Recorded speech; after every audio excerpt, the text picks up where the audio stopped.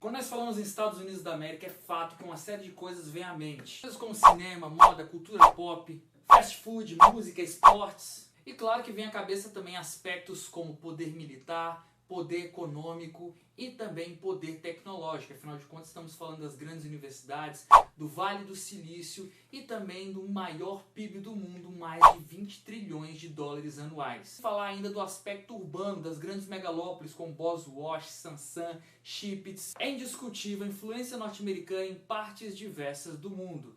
Todo gigante tem uma história e com os Estados Unidos da América não é diferente. Esse país sim tem contextos diversos que envolvem alguns momentos de glória e sim essa glória muitas vezes foi alcançada através de aspectos nem um pouco agradáveis. E há pouco tempo você aprendeu sobre a nova dinâmica do mundo no qual a gente vive uma nova realidade chamada nova ordem mundial. A velha ordem foi abandonada e não tem como falar dessa nova ordem sem citar os Estados Unidos da América. É isso que a gente vai fazer um pouquinho agora. Para essa aula ocorrer com fluidez e maior eficácia, é fundamental a gente ir guardando alguns conceitos novos aí como Doutrina Monroe, Destino Manifesto, Homestead Act, Doutrina Truman, entre outros.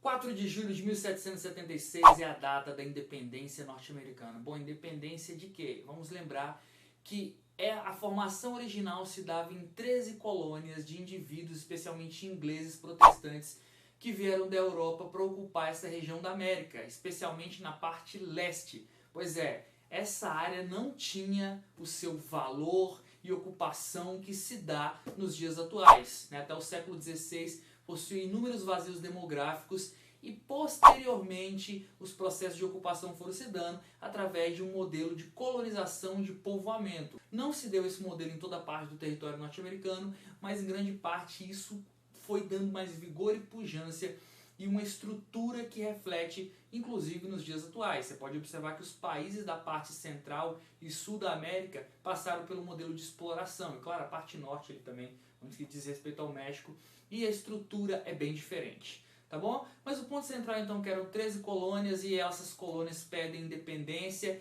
e você vê a influência então, e você vê aí a origem da língua inclusive que vai se consolidar nessa parte do continente América. Bom, repito, centralizou-se no leste e posteriormente isso foi se direcionando para a parte oeste. O velho continente com certeza tem sua influência, ou seja, a Europa, mas é fato que muitas mudanças foram se dando nessa nova terra, que repito, pelo modelo de povoamento, e foi atraindo mais e mais indivíduos. Só para a gente ter uma ideia, em 1860 a população estadunidense era de mais de 30 milhões de habitantes. O fluxo migratório foi intenso para essa região e sim houve então um contexto de fazer uma marcha para o oeste, para ocupar o interior do continente. A parte leste e também nordeste, ela vai o quê? Se desenvolver em grande aspecto, especialmente pela relação ali com o Canadá na região dos Grandes Lagos e a disposição de recursos minerais. Percebam que lá também vai se dar futuramente a indústria automobilística, indústrias de setores diversos também. Mas voltando aqui para a marcha para o oeste, o que acontece? A galera sai da parte leste, como está aí no seu mapa, e vai se deslocando para essa outra parte. E uma estrutura interessante que vai se dar aí é o que, galera? É o fato de que vão criar uma coisa muito interessante chamada Homestead Act, a Lei das Terras. Ela vai favorecer muito o processo de distribuição de terras e, claro, também distribuição de riquezas. Essa dinâmica também favorece o processo de interiorização do país, já que para haver conexão entre o leste e o oeste, que é um sistema de ferrovias, vai adentrar mais e mais o país. Não só isso estimula o pequeno agricultor e também a mão de obra familiar. Importante destacar também que nesse contexto houve inúmeras aquisições, compras de terras e até conflitos para se obter mais terras. Essa nova nação, essas antigas 13 colônias independentes desde 4 de julho de 1776, elas estão caminhando numa velocidade voraz e a gente vai perceber que em poucos séculos a hegemonia norte-americana vai estar presente. Pois é, isso também vai se somar a alguns flagelos no continente europeu e isso vai dando cada vez mais munição para os Estados Unidos da América se tornarem o que são nos dias atuais. Bom, e diante disso não dá para não citar a famosa Doutrina Monroe, que tem um lema que você provavelmente conhece, chama-se América para os americanos. O que eles queriam? Eles queriam evitar ou impedir toda a influência europeia no continente América. Vale lembrar que essa doutrina é de que ano? 1823. E a Europa tinha influência no continente América nesse período? Sem sombra de dúvidas. Se você lembrar, a independência do Brasil, ou a independência ou morte é 1822. Então percebam que ainda os tentáculos europeus com certeza exercem força no continente América. E os norte-americanos, que inclusive se formaram a partir de origens europeias, eles não querem muito esse papo aqui não. Falam assim, cara, ó, o negócio é o seguinte, vai fluir da nossa maneira e nós queremos vocês distantes daqui. Abre o teu livro aí na página 553, tem um trechinho que fala assim, ó.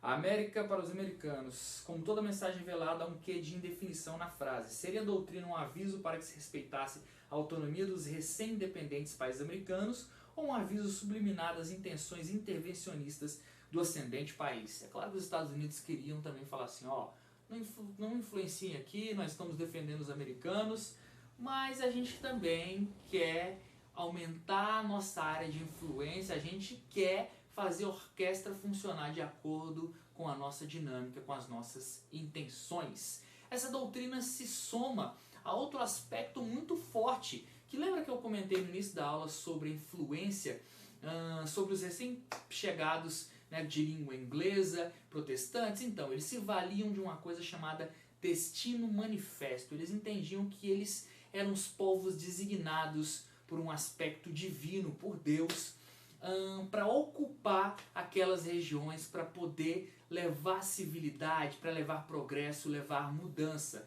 Então há essa somância entre destino manifesto, um aspecto religioso, e a doutrina Monroe, um aspecto político. Pois é, então diante disso eles se apoiaram nessa perspectiva e foram conquistando territórios, foram avançando e dominando áreas diversas. Eles fazem um gancho nesse destino manifesto com um aspecto bíblico, o povo hebreu saindo do Egito em direção à terra prometida. Então eles se apropriaram dessa ideia para poder seguir dentro dessa perspectiva e sim dominar inúmeros territórios. Os anos se passam e o idealizador da doutrina Monroe, isto é, James Monroe, não está mais presente e quem assume é Roosevelt. E aí ele vai dar continuidade a essa doutrina, a antiga doutrina. Então vem uma nova fase na história norte-americana chamada Colorário Roosevelt. Colorário é uma palavra que dá uma ideia de continuidade. Então ele se apropria das antigas ideias para falar assim, ó, cara, a gente vai continuar influenciando, vamos continuar uma política expansionista e sim somos nós os regentes do continente América. A doutrina o Colorário Roosevelt é classificado aí, é muito famoso na verdade, pela política do Big Stick. Tipo assim, fale suave, mas tem um porrete na mão. O negócio é o seguinte, a gente vai partir pro fronte se for necessário, tá bom? E é importantíssimo destacar que se a doutrina Monroe exerceu algum papel de relevância, o Colorário Roosevelt ele foi mais longe ainda e a gente vai ver influências dos norte-americanos em partes diversas do continente América e fora do continente América, inclusive, tá bom? Então eles partem para um modelo tido como intervencionista e você vê agora os tentáculos estadunidenses se estendendo por áreas diversas do mundo. Ó, só pra gente ter uma ideia de todo esse contexto, os Estados Unidos eles tretaram com os espanhóis em defesa de Cuba. Por quê? Porque eles queriam proteger Cuba, porque eles são bonzinhos, eles são uma democracia. Bom, claro, eles queriam exercer influência sobre a ilha da América Central e daí que, se você observar, a base de Guantánamo ainda hoje em funcionamento, tem um aspecto militar, pega uma fatia do território cubano, ela com certeza atende aos interesses norte-americanos. Isso tudo se deu nesses períodos, né, durante o Colorário Roosevelt, do modelo intervencionista, como eu disse. Trataram com a Espanha que estava na linha de frente e, claro, os laços na linha de frente para com Cuba, né, atuando fortemente naquela região, país europeu.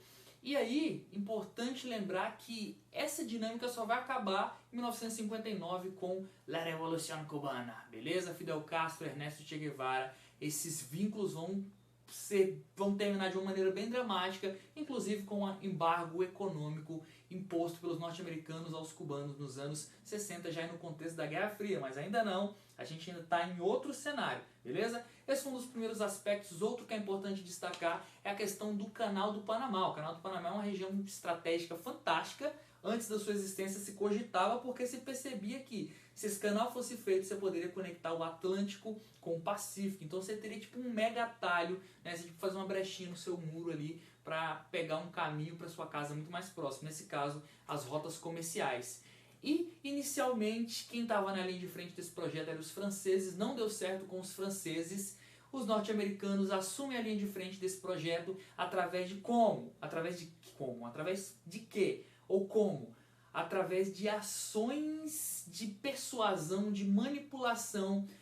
E, diante disso, eles conseguiram, sim, fazer com que os panamenhos apoiassem essa ideia do projeto da construção, e os norte-americanos estiveram no domínio desse canal por muitos anos. Então percebam que nessas dinâmicas geopolíticas a gente vai ver muito esse aspecto de tipo, influências diversas ou estratégias, ou criar um pretexto para se gerar um novo contexto e diante disso gerar um conflito para se alcançar os seus interesses, tá bom? E como eu disse, eles não ficaram restritos apenas aí, os norte-americanos foram para o território japonês, foram para as Filipinas e também para a China. Então percebam a influência norte-americana. Quando você estuda o Japão, você lembra muito bem. Assista O Último Samurai, o filme lá com Tom Cruise, e você vai ver um pouquinho sobre esses aspectos da influência norte-americana nessa região, na região do continente asiático. Passam todos esses anos e vem a chamada famosa doutrina Truman. Olha só, saímos da Monroe para o Colorado Roosevelt, depois chegamos nessa